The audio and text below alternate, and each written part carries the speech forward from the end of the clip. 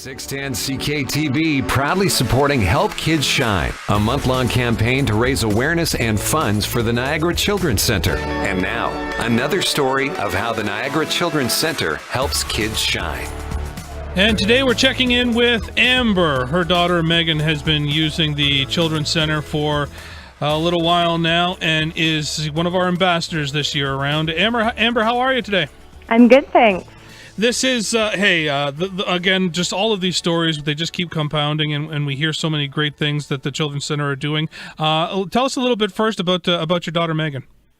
Sure. My daughter, Megan, is 9, almost 10, and she's got a beautiful smile and a huge heart and just a zest for life. She loves swimming, and she loves puppies and a lot of things that children her age enjoy. But she's also had quite a challenging battle to get to the stage and age that she's at, with a lot of support from the Children's Center throughout all of those years. Let's talk about, I guess, when this started for you guys, and pretty much right from birth, right? Yep. When she was born, they noticed that she was kind of floppy, like a rag doll. So we had some significant concerns and had her transferred to McMaster Children's Hospital. And when we arrived there, we saw that she was in a team, like a one-on-one unit, and had tons of tubes and tons of specialists waiting to meet us.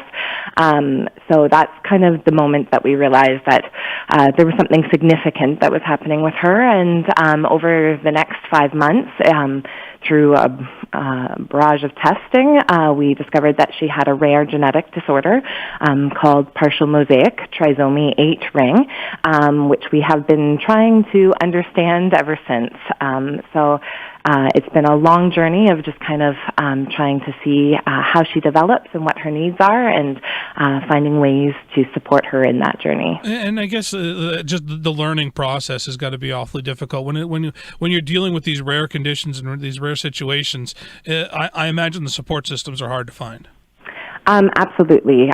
Even like I have a teaching degree myself, and have a lot of experience with children, and had 2 other children. I have 2 sons who are older than Megan, and so you would think that I would have some kind of grasp of what to do with a baby or a child, but really I was lost. When you're given a child with a rare genetic disorder, and some of her symptoms was she was just so low in her tone that she couldn't sustain her vitals. She couldn't keep her airways open. So as a parent, what do you do with that? Like as a mother, you know you need to feed your child and love your child, but what do you do when their needs are so significant and so specialized that you feel lost? And honestly, I don't know what we would have done if we hadn't been referred to the Children's Center, because the minute we walked in that door, we were embraced with just a competence and a comfort of knowing that we were in the hands of people who knew what they were doing and were going to be able to help us on this journey. How quick did you get in there?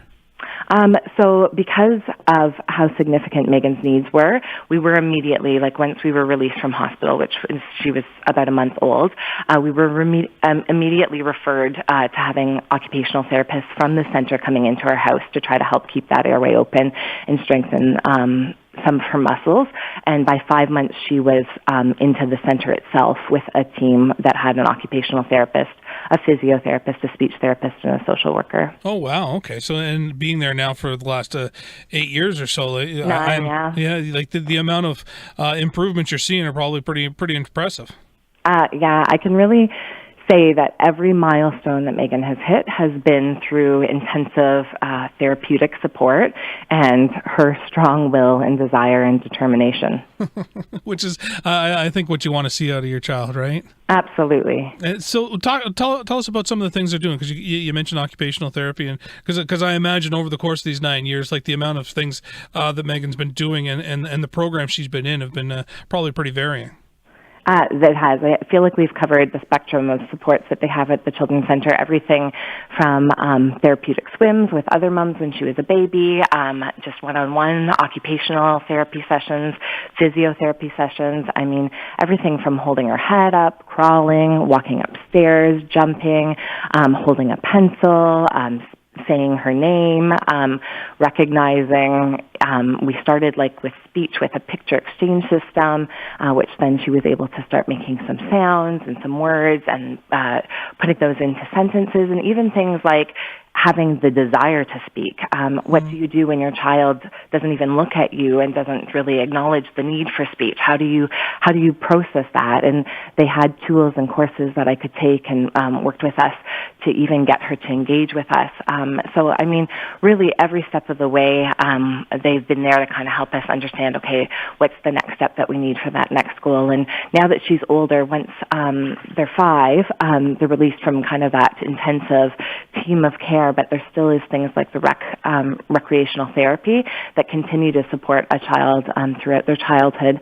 And so this year she was able to participate in an adaptive dance class, which for her is so important as she gets older and just has a sense of the fact that her body doesn't seem to be working in the way that she wishes it would, and feeling some of the isolation and exclusion that can cause, to find a place where she could just dance and feel included and feel like she could express herself and belong was just such a beautiful thing. And I imagine brings quite a lot of warmth to your heart, eh?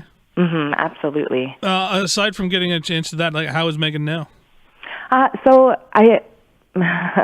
Megan's life is going to always hold its challenges. Megan is doing incredible in just her understanding of things, and she spends every evening reading biographies. Well, I read to her biographies of different women that inspire her, and she is just enjoying some friendships with neighborhood kids and enjoying life that way. She definitely still has a lot of challenges. We're working with the team at the center right now because we've recently found out that her knees are not created the same as yours and mine, and so they are in a constant state of dislocation. So we're working to get bracing and proper feet support for her and helping her figure out how to navigate life with this new challenge. So, I mean, for Megan, there's always going to be challenges that are unfolding, and so having that team there that we can continue to refer back to and just look at as we hit these new challenges is really important. That's what I was going to say. Having the Children's Center has got to be an absolutely critical piece and a very heartwarming piece for it all. Megan, your daughter, Megan, we're wishing her the best going forward, and just another one of our ambassadors. Amber, thanks for the chat this morning. Thank you so much for having me. Take care. There is Amber Dyck. Her daughter Megan's been at the Children's Center and is one of the ambassadors this year for the Help Kids Shine campaign. Help Kids Shine, raising awareness and funds for the Niagara Children's Center. To meet our ambassadors and make a donation, visit 610cktb.com.